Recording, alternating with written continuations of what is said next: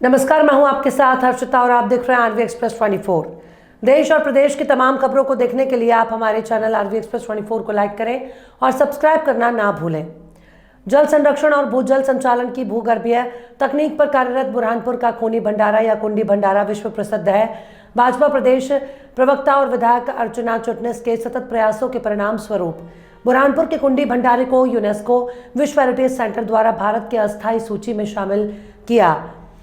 मुख्यमंत्री डॉक्टर मोहन यादव ने भी बुरहानपुर के कुंडी भंडारे सहित मध्य प्रदेश की 6 धरोहरों को यूनेस्को की सूची में सम्मिलित करने पर बधाई देते हुए कहा कि हमारे लिए गर्व और सम्मान का विषय है। श्रीमती अर्चना चिटनिस ने कहा कि बुरहानपुर के कुंडी भंडारे को विश्व स्तरीय पहचान मिली है। सभी बुरहानपुर वासियों को ढेर सारी बधाई। यह हमारे बुरहानपुर की समृद्ध सांस्कृतिक विरासत का सम्मान है। 2006-7 से लेकर अब तक हम इसके लिए सतत प्रयासरत रहे हैं। यूनेस्को विश्व हेरिटेज सेंटर से लगातार संपर्क और संवाद कर जो तकनीकी दिक्कतें थी उसे दूर किया गया। 2013 में यूनेस्को की टीम ने बुरहानपुर का दौरा कर स्थल निरीक्षण किया, लेकिन वहां अप्रोचेबल रोड नहीं होने की वजह से तब हम इसे विश्व धरोहरों की स्थायी सूची में सम्मिलित नहीं करवा सके। लेकिन अब वहां पहुंचने के लिए ROB बनने की वजह से ही संभव हो सका है। यूनेस्को विश्व हेरिटेज सेंटर द्वारा भारत के अस्थायी सूची में मध्य प्रदेश की 6 संपत्तियों को शामिल किया गया। इसमें कुंडी भंडारा भी सम्मिलित है। यदि भविष्य में किसी संपत्ति को नामांकित किया जाना है तो विश्व धरोहर सूची में अंकित करने के लिए स्थायी सूची में जोड़ना अनिवार्य होता है।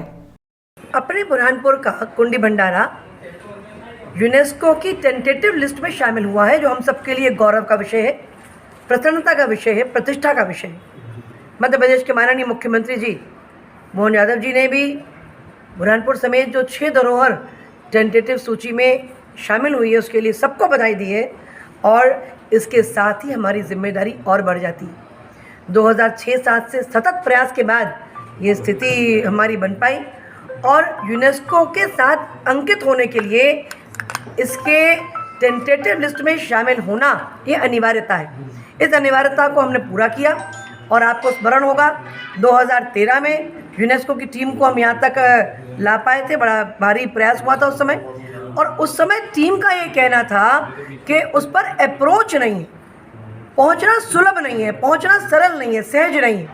जो ROB स्वीकृत हुआ और ROB जो बन रहा है उससे वो रोड़ा पार हुआ और अप्रोचेबल होने की जो कंडीशन थी हमने उसकी आपूर्ति करी। 2017 में पुणे कर्नाटक जाके हमारे बुरहानपुर के भाइयों ने प्रेजेंटेशन रखा यूनेस्को के सामने, और उस समय ही मैंने कहा था कि अब बुरहानपुर का कुंडी भंडारा यूनेस्को की सूची में निश्चित तौर पर शामिल होगा। बुरहानपुर इससे देश और दुनिया में और हाईलाइट होगा, अपनी पहचान बनाएगा। पर्यटक देश विदेश के यहाँ आएंगे। हमारी जिम्मेदारी उसको और बेहतर करने की, व्यवस्थाओं को बनाने की निश्चित तौर पर बढ़ेगी।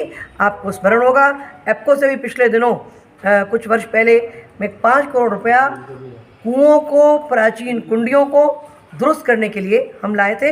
इसी प्रकार के प्रयास और सघनता से सतत करने होंगे।